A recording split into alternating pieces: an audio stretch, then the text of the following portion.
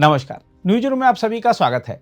वरिष्ठ कांग्रेस नेता और पूर्व गृह मंत्री पी चिदम्बरम ने जम्मू कश्मीर के पहलगाम में हुए आतंकी हमले और उसके बाद चलाए गए ऑपरेशन सिंदूर को लेकर केंद्र सरकार पर कई गंभीर सवाल उठाए हैं। एक साक्षात्कार में चिदम्बरम ने कहा कि सरकार ने इस मामले में पर्याप्त जानकारी उपलब्ध नहीं कराई है और महत्वपूर्ण विवरण साझा करने से परहेज कर रही है। चिदम्बरम ने 22 अप्रैल को हुए उस हमले का जिक्र किया जिसमें 26 लोग मारे गए थे। उन्होंने पूछा, आतंकी हमलावर कहां हैं? आपने उन्हें पकड़ा क्यों नहीं या पहचान क्यों नहीं की? कुछ लोगों की गिरफ्तारी की खबरें आई थीं जिन्होंने हमलावरों को पनाह दी थी, उनका क्या हुआ? चिदम्बरम ने कहा, हमें अलग अलग अधिकारियों से टुकड़ों में जानकारी मिलती है। सीडीएस सिंगापुर में बयान देते हैं और कुछ जानकारी देते हैं। उप थल सेना प्रमुख मुंबई में बयान देते हैं। इंडोनेशिया में नौसेना के एक कनिष्ठ अधिकारी बयान देते हैं, लेकिन प्रधानमंत्री, रक्षा मंत्री या विदेश मंत्री कोई विस्तृत बयान क्यों नहीं दे रहे? जब उनसे पूछा गया कि सरकार क्या छिपाने की कोशिश कर रही है तो चिदम्बरम ने कहा, मेरा मानना है और यह केवल अटकल है कि सरकार यह छुपा रही है कि ऑपरेशन सिंदूर के दौरान हमने कुछ रणनीतिक गलतियां की और फिर नई रणनीति बनाई। सीडीएस ने भी इसका संकेत दिया था। किन गलतियों के कारण रणनीति बदली गई? या तो बीजेपी सरकार इन सवालों का जवाब देने में अक्षम है या फिर देने को तैयार नहीं है। चिदम्बरम ने जांच में राष्ट्रीय जांच एजेंसी की भूमिका पर भी सवाल उठाया। उन्होंने कहा, वे यह बताने को तैयार नहीं हैं कि एनआईए ने इन हफ्तों में क्या किया। क्या उन्होंने आतंकियों की पहचान की है? वे कहां से आए? हो सकता है कि देश के भीतर पनपे आतंकी हों। आप यह क्यों मान लेते हैं कि वे पाकिस्तान से आए?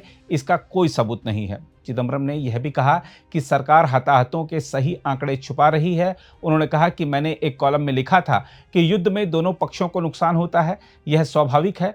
मुझे लगता है कि भारत को भी नुकसान हुआ है। सरकार को यह साफ साफ बताना चाहिए। हम आपको बता दें कि चिदम्बरम के यह बयान उस समय आए हैं जब संसद में पहलगाम हमले और ऑपरेशन सिंदूर पर बहस होनी है।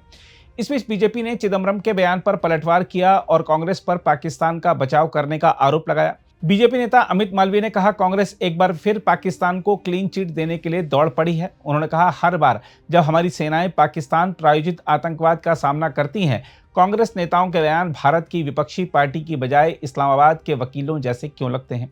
वहीं बीजेपी सांसद निशिकांत दुबे ने कहा, कांग्रेस देशद्रोही संगठन बन गया है। जो कांग्रेस है ना, ये देशद्रोही संगठन बन गया है। कांग्रेस इसने आजादी के आंदोलन में भाग लिया।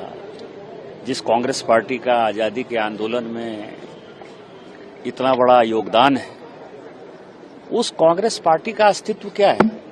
कभी चाइना के कम्युनिस्ट पार्टी के साथ एमओयू राहुल गांधी साइन करते हैं, कभी करप्शन का जो है इतना बड़ा होता है। पूरा का पूरा जो डिफेंस डील है, अभी मैं सीएजी की रिपोर्ट पढ़ रहा था 2012 की, 13 की, 14 की, इवन 2015 की, जो 2013-14 का जो, आप ये समझिए कि सेना के लिए 2 दिन का गोला बारूद नहीं था, 3 दिन का गोला बारूद नहीं था। इस तरह के डिसीजन हुए जो, मान लीजिए कि ट्रेनिंग के लिए, एयरफोर्स के ट्रेनिंग के लिए कोई यदि विमान खरीदना है तो 25 साल से कांग्रेस ने उसके ऊपर फैसला नहीं किया, क्योंकि कमीशन और डील जो है तय नहीं हो पाया था।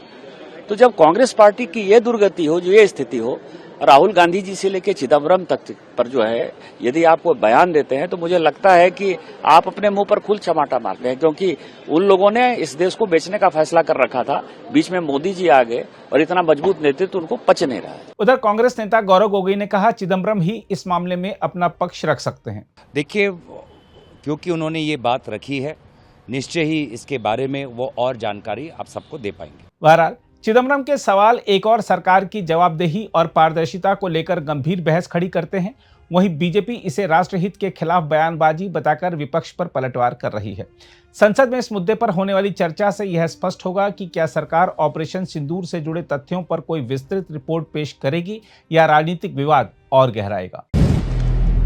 अगर आप भी लेना चाहते हैं देश दुनिया की तमाम जानकारी तो आज ही सब्सक्राइब करें हमारे चैनल को। साथ ही नीचे दिए बेल आइकन को जरूर दबाएं ताकि हर अपडेट आप तक पहुंच सके।